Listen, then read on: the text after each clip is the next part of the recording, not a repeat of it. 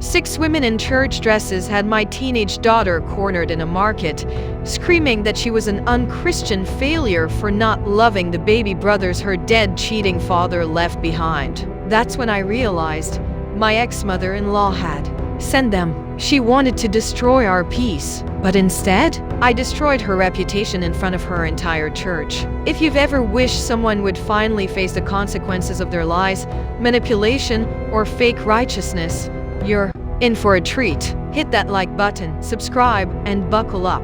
Because this revenge, it's not just personal, it's poetic. The setup, love, lies, and aftermath. 46. A mother of 2 brilliant daughters, 17 and 15, and a recent widow. But don't let the widow title fool you. I didn't lose a good man. I lost a cheating, gaslighting liar who died before our divorce finalized. My husband had been cheating on me for years, and when I finally discovered it, thanks to a series of gut-wrenching clues and ultimately my own daughters finding the messages, I was shattered. Not just by the betrayal, but because the affair resulted in 2 children, twin boys, born just months before he and his mistress died in an accident. That should have been the end of it. But it wasn't. The in-laws from hell, his parents, my ex-in-laws, never approved of me. To them, I wasn't obedient enough, Christian enough, woman enough. And now, with their precious son gone, they wanted control, not support, not healing, control. First, they tried to get custody of my daughters. Yes, custody, even though I was their mother and sole living parent. Then they tried to move in with us, claimed they had nowhere to go. Spoiler, they had places to go. What they wanted was access, influence, and possibly my daughter's inheritance. A birthday turns bitter. Conflict begins. It was my youngest daughter's birthday weekend. We have this lovely local farmer's market, fresh produce, baked goods, handmade candy. She loves it. So, I gave her a birthday budget and let her explore. After about an hour, my phone rang. It was her, crying, panicked. She said she was being yelled at by a group of women, older women, who were telling her she was evil, selfish, and unchristian, that she had abandoned her baby brothers, and that she was killing her grandparents with stress. I ran. My eldest was right behind me. And what I saw, my daughter backed up against a stall, 6 older women in long skirts and conservative blouses berating her like she was a criminal.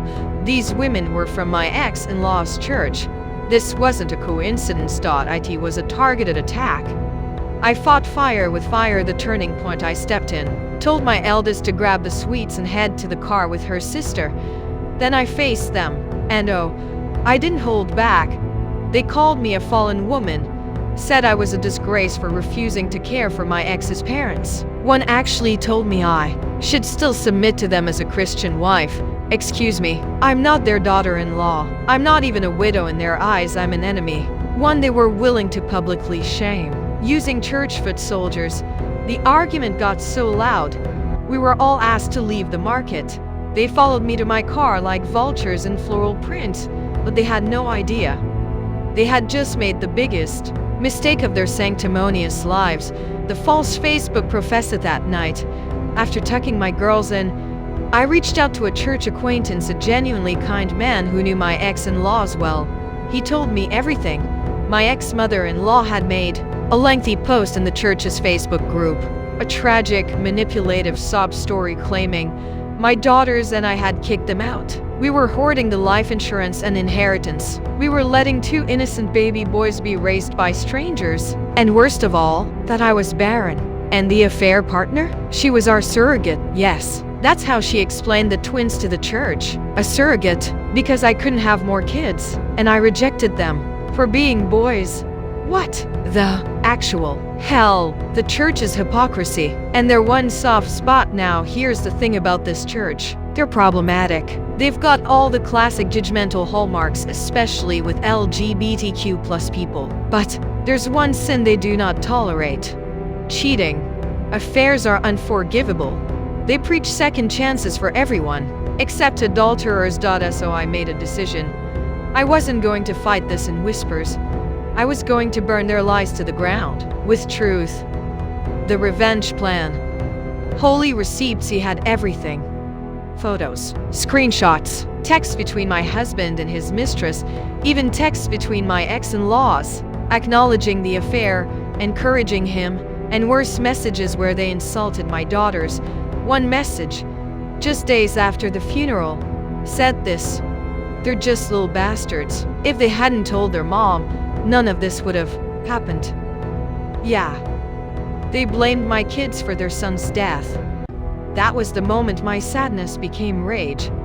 I went to a print shop, paid extra for crisp, glossy, full color prints. Then I made little binders just like the church's hymn booklets. The cover? A photo of my ex making out with his mistress in our living room. Below it, the real story of ex's name, an affair partner's name inside. Chronological evidence, affairs, lies, supportive texts from the in-laws, and those vile insults to my daughters. And I left a dozen copies on the back table of the church before Sunday service, right next to the regular hymn books.by noon. The Facebook group was a war zone. Comments were being deleted in real time. The pastor had to step in to calm people down. Someone called the booklet blasphemous, but others defended it. Some said, "It's about time someone exposed the truth. She lied to us. She used us. Those poor girls. They didn't deserve this." My ex and his mistress were called everything under the sun. Some too graphic to repeat here. My ex-in-laws. Shamed. Humiliated. Disowned by the very church they weaponized against us. My daughters got apology letters. And I got an invitation back to the church. One woman wrote, "We judged you without knowing. You're always welcome here for healing and support." Healing? Maybe someday. But right now, I'm just enjoying the silence. Sometimes, the most righteous revenge isn't angry. It's honest. The kind of truth that doesn't scream. It just walks into the room and lets the lies collapse on their own weight. If this story hits you deep, hit that like button and tell me in the comments, what would you have done in her shoes? And if you want more stories where karma comes knocking, subscribe to Revenge Unleashed and join us every week, because justice tastes sweeter when it's served cold.